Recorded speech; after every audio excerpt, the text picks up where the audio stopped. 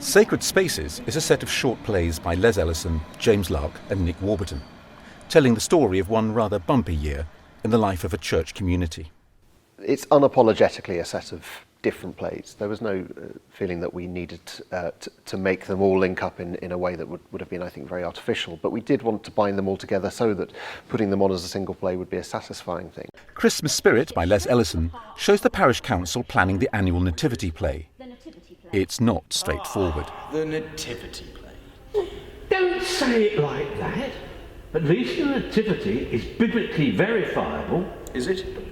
Is it? Well, let's see. Faith-based drama is a tricky one. I tell you what I don't think it is, at least from my point of view, and I can only answer from my point of view.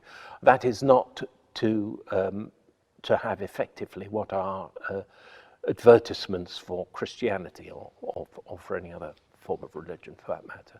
What do we have? Shepherds.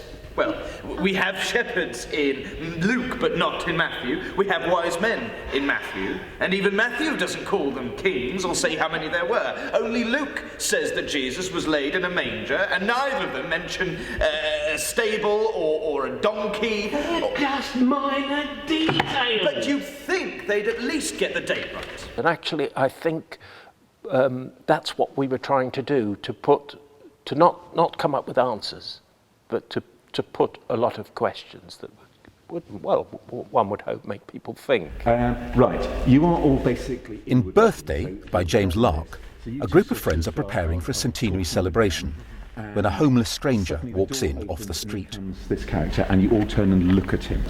Hello. Look, we're very sorry, but just at this moment, you're very welcome, of course, ordinarily, but just at the moment, it's a private event, you see. If you come back tomorrow... I was just about to make you a cup of tea, and of course you can have some food if you... A little food? I'll do you a doggy bag. When you have a church building that you're proud of and you have a community that you love and you care about, exposing that to something which might be chaotic and which might be threatening is difficult. And I think it's the play is not about accusing churches of being hypocritical. The play is actually just asking the question, how do we deal with that and how should we deal with it? I'm very sorry. Usually we'd be more than happy to welcome you, but today apparently is an exception. Come back tomorrow.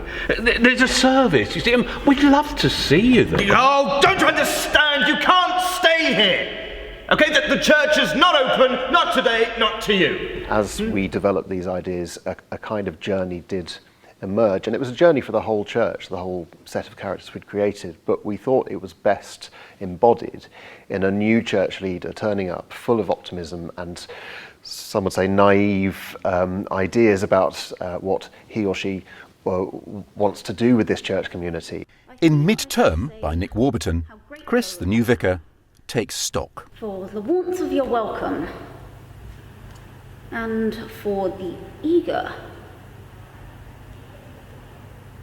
and for the forthright way in which you have been able to express your views. And actually just gradually through the process of this experience is becoming very disillusioned and having a very rocky first year, and as it turns out, last year in that post.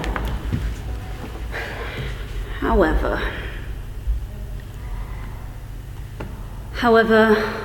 with Lent approaching,